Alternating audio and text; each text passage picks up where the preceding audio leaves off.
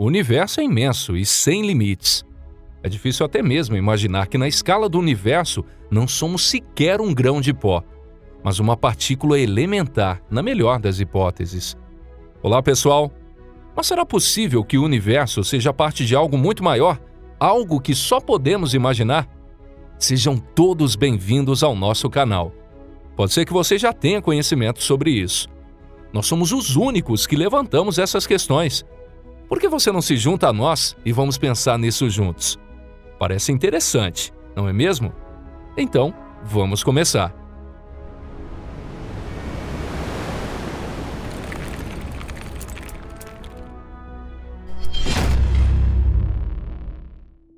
Esse mundo é real? Os antigos filósofos já faziam essa pergunta. O que vemos ao nosso redor é real? Eles existem objetivamente? E, de fato, podemos ter a percepção do mundo ao nosso redor como ele realmente é? Eu estava pensando sobre essas questões. Alguns filósofos pensavam que tudo nesse mundo é um sonho ou uma ilusão, que existe uma realidade verdadeira em uma dimensão superior, e esse mundo é um reflexo dela. Até que é uma boa ideia, a ideia de neoplatonismo. Ou pior, o que agora chamamos de simulação no computador. Que esse mundo é uma prisão ilusória criada pelos demiurgos malignos foi outra. Assim acreditavam os antigos gnósticos. É claro que eles não sabiam que agora chamaríamos isso de simulação do mundo. Espera um pouco, você deve estar pensando. Por que esses antigos filósofos de novo? É claro que eles eram pessoas inteligentes, mas tinham muito menos conhecimento do que nós temos hoje, não acha? Para eles o mistério já foi resolvido há muito tempo. Temos uma melhor compreensão da essência da natureza e seus mistérios do que os sábios dos tempos antigos. Então, se não for para fins de pura pesquisa, qual é o motivo de esclarecer os antigos textos empoeirados deixados pelos filósofos? Na verdade, não deveríamos menosprezar as coisas antigas. Pelo menos, não sobre essa questão. No momento, segundo pesquisas científicas, estão provando que eles estavam certos. É praticamente impossível para nossos órgãos sensoriais ter consciência de uma realidade objetiva. Se você estiver assistindo esse vídeo agora em seu smartphone, por favor, olhe para ele. O que você vê? Um objeto pequeno e duro. Pode ser que esteja revestido com plástico preto, branco, vermelho ou outra cor, certo? Vamos começar falando de algo simples. Isso mesmo, sobre a cor. Na verdade, não existe nada como cor na natureza, mas sim ondas eletromagnéticas que atingem os objetos ao nosso redor e são refletidas de várias maneiras. Ondas de diferentes comprimentos estimulam diferentes receptores na retina, e quando todos eles são processados pelo cérebro, vemos o contraste total. Na verdade, o fato do seu celular ser vermelho significa apenas que o comprimento da onda de luz que ele reflete estimula primeiro os receptores que percebem o vermelho. O celular branco reflete praticamente qualquer onda com um comprimento reconhecido por um dos receptores de cor. As 7 cores do arco-íris podem ser vistas quando a luz branca do sol é separada, certo? No caso de um celular preto, ao contrário do branco, ele absorve toda a luz. Se o olho humano não tivesse receptores de cor ou células cônicas, veríamos o mundo em preto e branco, seriam apenas tons de cinza. Em outras palavras, literalmente, as cores só existem em nossas mentes. Em seguida, vamos falar sobre dureza. Qual é a menor unidade que compõe seu telefone celular? Acredito que todo estudante responderia que é um átomo. Em cada átomo tem um núcleo atômico e em torno dele giram os elétrons. Parece um sistema solar em miniatura, não parece? A propósito, o modelo atômico de Rutherford que aprendemos na escola não é a resposta certa. Pelo menos é uma versão muito simplificada. Mas isso mostra um ponto importante de forma muito clara: que a maioria das partes de um átomo são vazias. O núcleo e os elétrons são muito pequenos em relação ao átomo inteiro, similar ao modo como os planetas e até mesmo o Sol são minúsculos em relação ao sistema solar como um todo. As forças interativas é o que os mantém juntos. No caso de sistemas estelares, é a gravidade. No caso de átomos, é o eletromagnetismo de forças fortes e forças fracas. Quando você sente que algo é sólido, como um celular, um mouse, um teclado ou uma mesa, É porque essas forças entram em atividade e os elétrons dos átomos que estão nas pontas dos seus dedos impedem de ir em direção aos átomos desses objetos. Em outras palavras, o mundo nada mais é do que um espaço onde elétrons e núcleos estão interagindo. Eles interagem um com o outro esticando seus longos tentáculos, mas nunca tocando um no outro. O computador, a mesa, você mesmo, os planetas, as estrelas, as galáxias. A maior parte de tudo ao redor é espaço vazio, com várias partículas dentro em pouca quantidade e espalhadas. O mundo na superfície do elétron. Para que eu existo? Sinto muito se você já passou por uma crise existencial. Eu realmente não tive a intenção de falar por mal. Mas em todo caso, espere um pouco, não desanime. Eu recomendo você assistir esse vídeo até o final, porque a parte mais interessante ainda está por vir. A própria palavra átomo significa inseparável.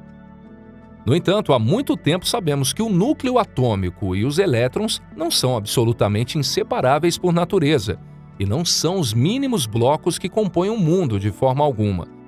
O núcleo atômico é composto por prótons e nêutrons, que são compostos por partículas elementares chamadas de quarks.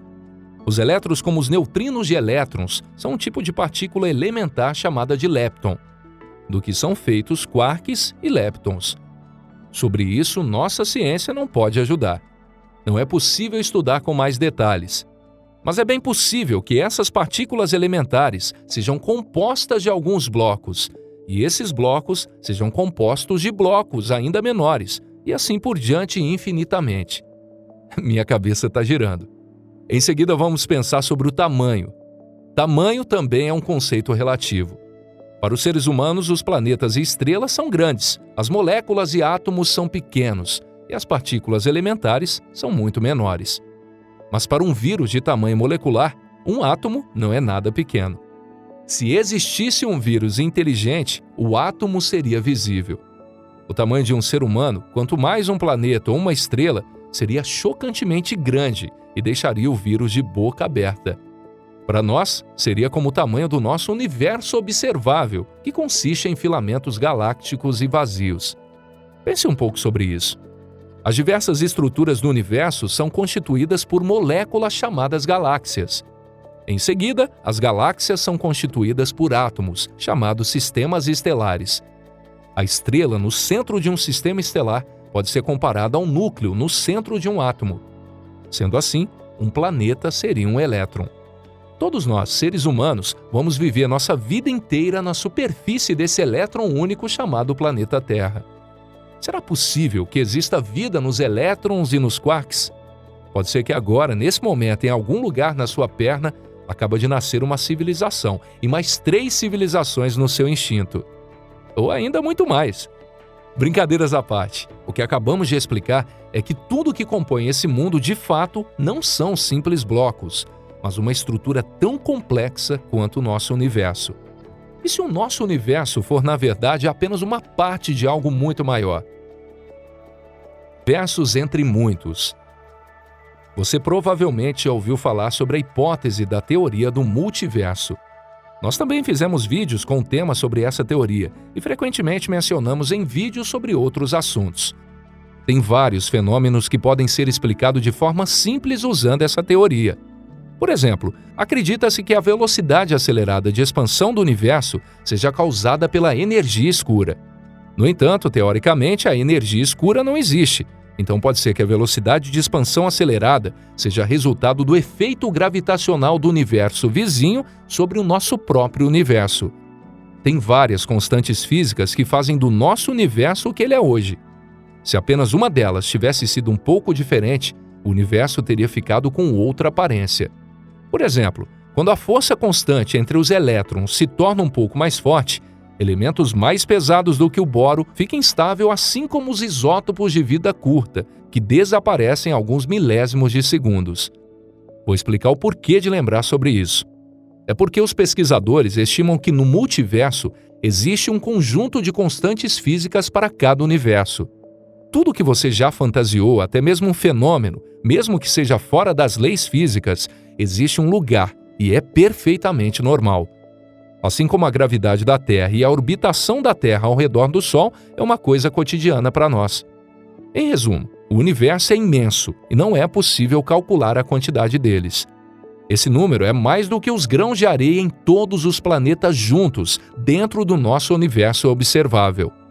Frequentemente, o multiverso é comparado a uma piscina de bolinhas, um queijo com furos ou um chocolate aerado. Uma bola em uma piscina de bolinhas, um furo em um queijo com furos ou uma bolha em um chocolate aerado.